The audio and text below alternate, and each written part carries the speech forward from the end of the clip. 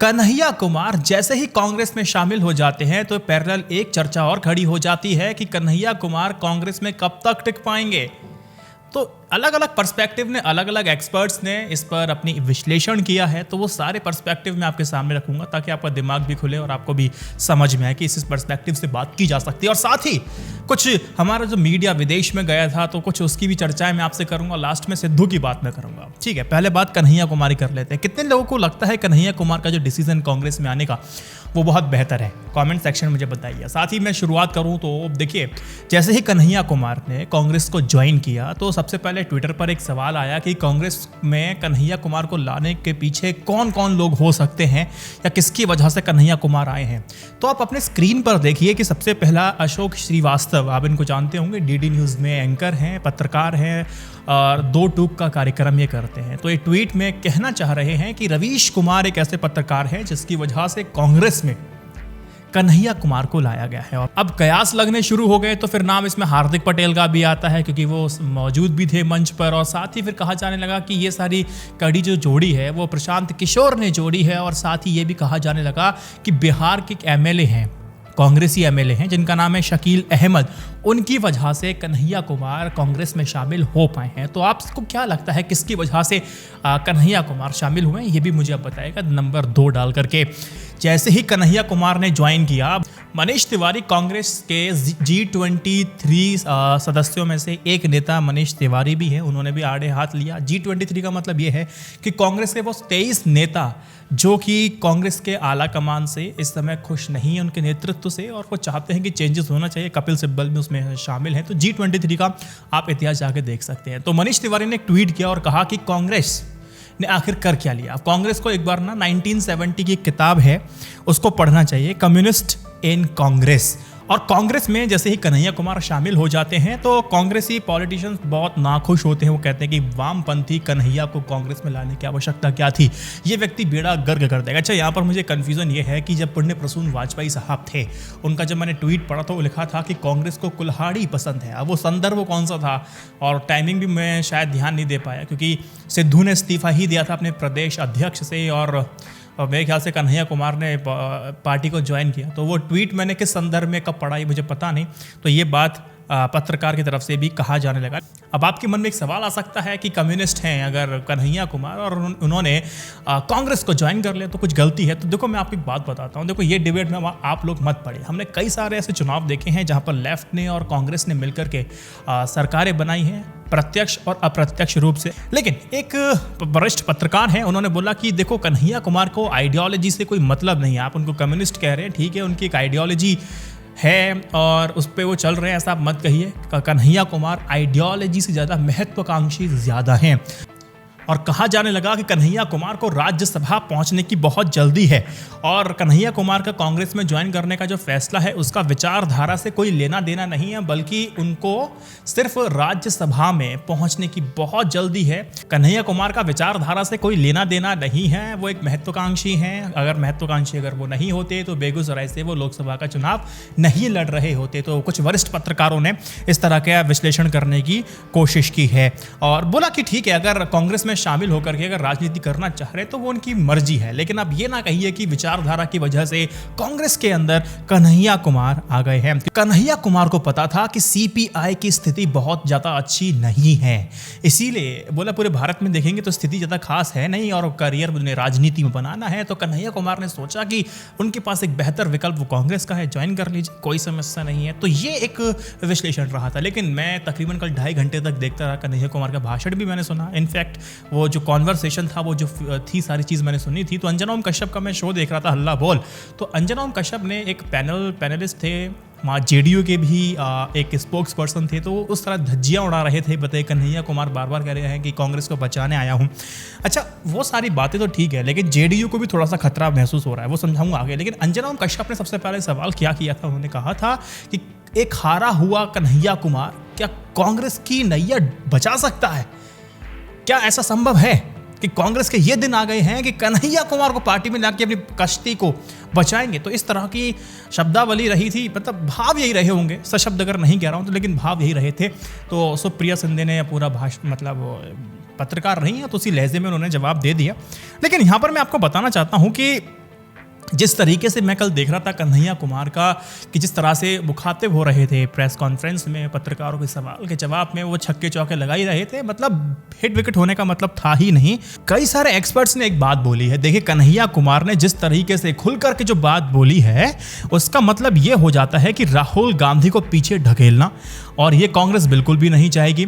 जो देखो, आप सबको एक बात पता होगी, हर पार्टी में महत्वाकांक्षी लोग होते हैं, उनको कुछ ना कुछ लालच होता है। बहुत कम लोग होते हैं जो बिना लालच से किसी पार्टी के साथ, किसी संगठन के साथ या फिर किसी नेता के साथ जुड़ते होंगे। लेकिन ऐसा ही कांग्रेस के अंदर बताते हैं, एक पॉइंट ये भी सुनने में आया है कि अब क्लैश होना शुरू हो जाएगा, क्योंकि कन्हैया कुमार एक महत्वाकांक्षी नेता हैं, वो अपॉर्चुनिटीज़ उनको दिखाई दे रही हैं, और जो कांग्रेस के अंदर नेता है वो पहले से अपॉर्चुनिटीज़ को तलाश रहे हैं। और जब अपॉर्चुनिटीज़ जब दोनों की क्लैश करेंगे, यानी कि कन्हैया कुमार की और जो प्रेजेंट इस समय कांग्रेस में जितने भी कार्यकर्ता हैं, वर्कर हैं या फिर नेता हैं जिनकी महत्वाकांक्षा कन्हैया कुमार की महत्वाकांक्षा के साथ क्लैश करेंगी, तो यहाँ पर एक बहुत बड़ा संकट आला कमान के सामने भी आने वाला है। क्योंकि जब इनकी महत्वाकांक्षाएं टकराएंगी तो फिर समस्या देखने को मिलेगी, और इस टक्कर को कन्हैया जैसे बाहरी व्यक्ति कब तक संभाल पाते हैं, असली लड़ाई यहाँ पर होगी। तो एक विश्लेषण का एक तरीका ये था।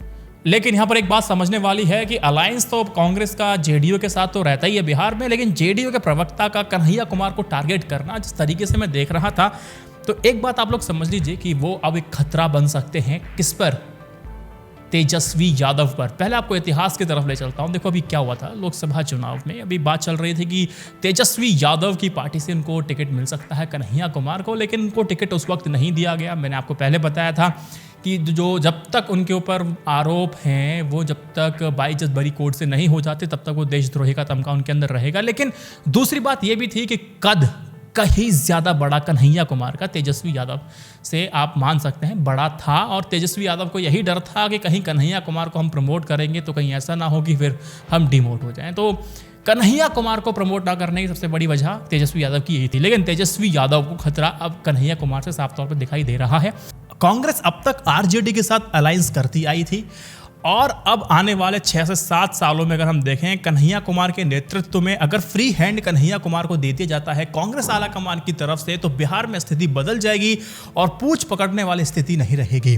तो यहाँ पर जो नुकसान होगा वो अब किसको होने जा रहा है? तेजस्वी यादव को होगा। तेजस्वी यादव ने कन्हैया कुमार को बेगूसराय से हराने के लिए पूरी जी तोड़ की मेहनत की थी, और आपको ये भी पता होगा कि 4 लाख वोटों से कन्हैया कुमार हारे भी थे, और प्रत्यक्ष जो उनके सामने जो प्रत्याशी थे वो गिरिराज सिंह जी थे। तो गिरिराज सिंह जी को जिताने के लिए तेजस्वी यादव ने बैक एंड से मदद की थी। कन्हैया कुमार को यह भी पता है, और कन्हैया को जैसे ही फ्री हैंड मिल जाएगा तो आरजेडी का पिछलग्गू नहीं रहेगा। तो तेजस्वी यादव थोड़ा सा इसमें समझ रहे होंगे। तो फिर यादव वोट बैंक लेकर के तेजस्वी यादव फिर कहाँ तक घूमते फिरेंगे? देखो, अगर मुस्लिम समुदाय की अगर बात रही तो मुस्लिम समुदाय उसको वोट देगा जो थोड़ा सशक्त दिखाई देगा। अगर कांग्रेस को लगा कि कांग्रेस पार्टी को देख के लगता है कि हाँ ये पार्टी बहुत अच्छा करने जा रही है, तो वो उसको वोट बैंक देगा, उसको वोट देगा। तो कहीं ना कहीं डोमिनेंस अब कांग्रेस अपना बिहार में करने की कोशिश करेगी। अब देखते हैं क्या आगे होगा। तो अलग अलग पॉइंट्स से मैंने आपको समझाया कैसे किस तरह से एनालिसिस अलग अलग लोगों ने किया है। कन्हैया कुमार को मीडिया हाइप बहुत ज़बरदस्त मिलती है, और इसका फ़ायदा कांग्रेस को निश्चित मिलने वाला है। आप मेरी बात समझ लीजिए, फ़ायदा कांग्रेस को मिलेगा। कन्हैया कुमार का प्रमोशन होता ही है। कन्हैया कुमार से जो युवा हैं, हम जैसे लोग हैं, आप जैसे लोग हैं, वो सब उनके भाषणों को सुनते हैं। आप यकीन मानिए कि मैं कन्हैया कुमार को जब सुनता हूँ तो सुनता चला जाता हूँ, मुझे बोरियत नहीं होती है। तो अब आपकी एक आइडियोलॉजी हो सकती है या फिर एक बात हो सकती है कि यार तुम कैसे किस तरह के व्यक्ति को सुनते हो। तो मैं एक ही बात कहता हूँ कि आपको हर तरीके की व्यक्ति को सुनना चाहिए। तो कन्हैया कुमार ने कल एक बात कही थी ना कि देखिए अच्छा पूरे गांव में आग लग जाएगी तो अपना बेडरूम बचा के क्या करोगे। इसीलिए मैं आपसे कहता हूँ कि सबकी बातें सुनो, बेहतर होता है। तो कन्हैया कुमार के अंदर एक कला तो है कि वो किस तरह से जोक्स को कहाँ कब कैसे कितना क्रैक करना है और कब चुटकुले छोड़ना है बीच में, वो उनको कन्हैया कुमार को पता है। अब मैं जो बाइडेन की बात कर लेता हूं। अभी प्रधानमंत्री नरेंद्र मोदी जी अभी बाइडेन साहब के पास होकर के आए हैं। तो अभी वहां पर क्या था, बाइडेन जी ने एक मोदी जी से कहा कि आपकी जो मीडिया है ना बहुत ही वेल बिहेव्ड है, बहुत ही ज़बरदस्त है, तो आप उसकी सराहना करते हैं। अब इसको लेके जो वहाँ की जो मीडिया है, आप अप्रत्याशित तौर पर आप वहाँ की मीडिया को कह रहे हैं कि हमारी जो मीडिया है आपकी मीडिया से सीखने की आवश्यकता है। तो एक रिपोर्टर ने सवाल पूछ लिया कि भैया एक बात बताओ कि विदाउट वंडर्स की रिपोर्ट में प्रेस स्वतंत्रता की भारत मीडिया की अगर देखें स्थान कहाँ पर है तो वो 142वां स्थान है। 142वें नंबर पर इंडियन मीडिया है और अमेरिकन मीडिया से कैसे कंपेयर जो बाइडन कर सकते हैं। तो यहाँ पर भाई ये बात तो अच्छी पूछ ली उन्होंने, खुल करके पूछ, दमदार तरीके से पूछी।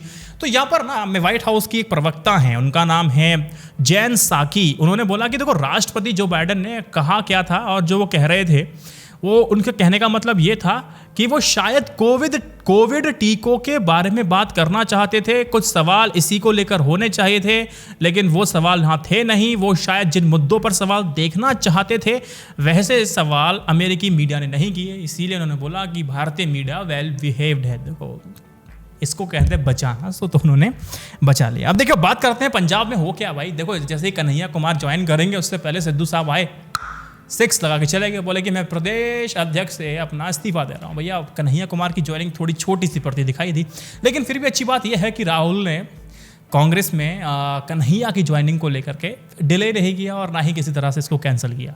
मतलब मुद्दा बहुत बड़ा था, लेकिन कन्हैया कुमार की ज्वाइनिंग को छोटा भी नहीं होने दिया, कैंसिल नहीं होने दिया गया। अब देखो इस्तीफा दे दिया, ठीक है, आला कमान ने इस्तीफा नामंजूर कर दिया, लेकिन अब सुनने में आ रहा है कि आला कमान नवजोत सिंह सिद्धू के जितने भी टेंट्रम हैं इससे लेकर के नाखुश है। चन्नी के सीएम बनने के बाद सिद्धू ने ये दर्शाना शुरू कर दिया था कि चन्नी उनके कहे में चलने जा रहे हैं, उनके कहने के अनुसार चलेंगे। और सार्वजनिक मौक़ों पर चन्नी को इस तरह से दिखाने की कोशिश की गई थी कि भैया चन्नी तो सिर्फ रोबोटिक है और जो कुछ है मैं एक सुपर सीएम हूँ, ये सिर्फ सीएम है। तो वो ये सारी जो बातें थी ना, ये पब्लिकली अगर हो रही थी तो ये बात हमारे आला कमान को पसंद नहीं आई और उन्होंने बोला कि अब सिद्धू को थोड़ा सा वेल बिहेव रहना चाहिए था। और सार्वजनिक मौक़ों पर जिस तरह से चन्नी पर हावी होते नजर आए सिद्धू, ये पार्टी को बिल्कुल पसंद नहीं आया, क्योंकि सिद्धू मान चुके थे कि 2022 में उन्हें सीएम पद का चेहरा बनाया जाएगा। जैसे तैसे उनका इंतजार लंबा होता गया, वो बेचैन होते गए। जिस तरह से कैप्टन का विरोध किया वैसे ही विरोध अब चन्नी को झेलना पड़ रहा है। इसीलिए चन्नी ने रणनीति बनाई कि सादगी से अपना काम करते जाएं और बिना शोर शराबे वाली अपनी इमेज पर फोकस किया जाए, और यही काम चन्नी कर रहे हैं फिलहाल। आपको वीडियो कैसा लगा मुझे बताइएगा, और साथ ही मैं आपको बता देना चाहता हूं कि वो ज़्यादा एनर्जी आपको नहीं दिखाई दी होगी मेरे आज वक्तव्य में, क्योंकि मुझे 101 बुखार आ रहा था। बस खा के बैठा हूँ अपनी पैरासीटामोल ताकि मैं रिकॉर्ड कर सकूँ। जिम्मेदारियाँ तो निभाऊंगा, 101 पे तो मैं जब तक नेस्तनाबूद ना हो जाऊँ तब तक मैं आपको वीडियो देता रहूँगा। इस वीडियो को 3 व्हाट्सएप ग्रुप में शेयर कर दीजिए। जय Hind, Vande Mataram, stay updated, stay educated, सत्यमेव जयते। नमस्कार।